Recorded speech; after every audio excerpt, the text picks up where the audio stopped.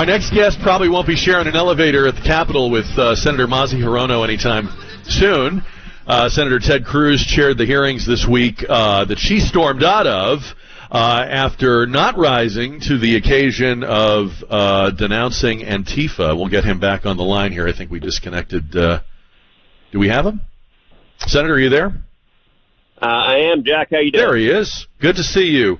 You were the man of the hour there with the Antifa hearings. We were just talking about that, and you gave every opportunity to Senator Hirono and the other Democrats. All they had to do was say, "This stuff's wrong. We know it's wrong, and they can't do it."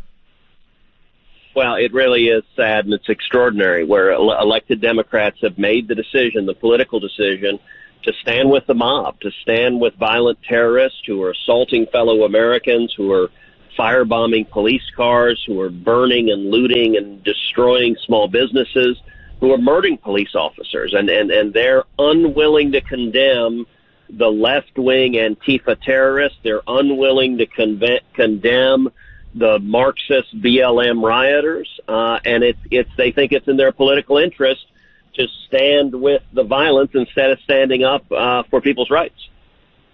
I was saying earlier on the show, I'm wondering if the message might be starting to get through, though. We see Ted Wheeler, the mayor of Portland, come out and say, you've got to stop doing this because the video of you doing it is aiding the Trump re-election campaign. It looks like the Seattle City Council has backed down a little on defunding the police.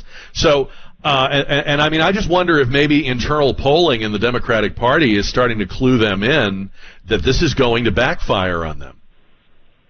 Well, I'm sure that's right. I mean, what we're seeing is the Democratic Party, the extremes, the really angry left-wing voices are stepping more and more forward and are driving the agenda. And so this is not Joe Biden's Democratic Party. This is the party of Bernie Sanders and Elizabeth Warren and AOC. And their shrill demands of socialism and abolish the police and stand with the rioters, that's really where all the energy is. Now, do I think there are some Democrats that are looking at that and worried that ordinary Americans look at that and say, wow, that's really an extreme agenda? Yeah, I do, but I also think they're so scared of their base. As you noted on this hearing on Antifa violence and riots, there were 7 Democratic senators who participated in the hearing. Not a single one of them said even a negative syllable about Antifa. And you've got people like the Attorney General of Minnesota, Keith Ellison, a radical leftist, who in the midst of these riots posed with a picture of him holding up the Antifa handbook. This is their base. They're proud to stand with these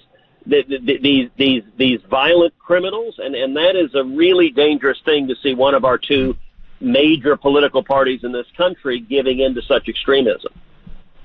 And you know, Senator, I have to say, too, we're only 88 days out till this election, but I think we might be in the middle of a realigning that could go over several election cycles in terms of the movement of different voters and voter groups. Joe Biden obviously did himself and his party no favors this week with one of the biggest groups that supports the Democratic Party. But we have statistics that have been in the news this week about more and more first-time gun owners, more and more first-time homeschoolers. I mean, I think we're looking at a long-term reconsideration of a lot of political norms. Well, I certainly hope so, Jack. And I think if this election in November is a contest of ideas, if it's a battle of ideas between free enterprise and socialism, if it's a battle of ideas between equal rights for all versus terrorism and mob violence, if it's a battle of ideas between free speech and religious liberty versus the cancel culture and speech totalitarianism, we win that battle. On the merits, we win the battle, and we don't even win that battle closely. I think what the Democrats want this election to be is not a contest of ideas at all. They want a personality contest. They wanted a referendum. Do you or do you not like Donald J. Trump? It's the reason Joe Biden is hiding in his basement, is that they don't want to make it any contrast between the visions, the ideas, what the policies. They just want to make it's sort of the latest Twitter celebrity. Do you like or dislike Trump? And if we can focus it on ideas, our ideas work and theirs don't. Real quick, Senator, before we let you go, any insight or info on where we stand on these coronavirus stimulus negotiations? You know, as of this week, the two sides are at an impasse. Nancy Pelosi is insisting on $3.5 trillion. Republican leadership is wanting to spend $1 trillion.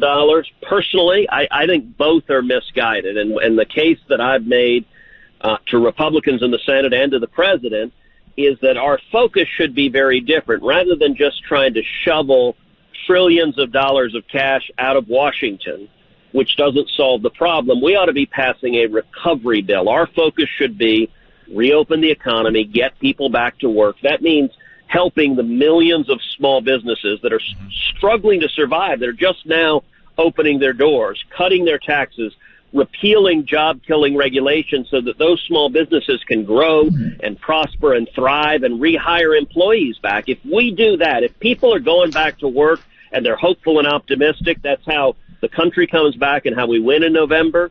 If people are broke and unemployed and angry and depressed, that's how the Democrats win. And it's why so many Democrats are arguing shut everything down from now until Election Day. I think you're right on the money about that. Senator Ted Cruz, appreciate having you today, sir. Thank you. God bless.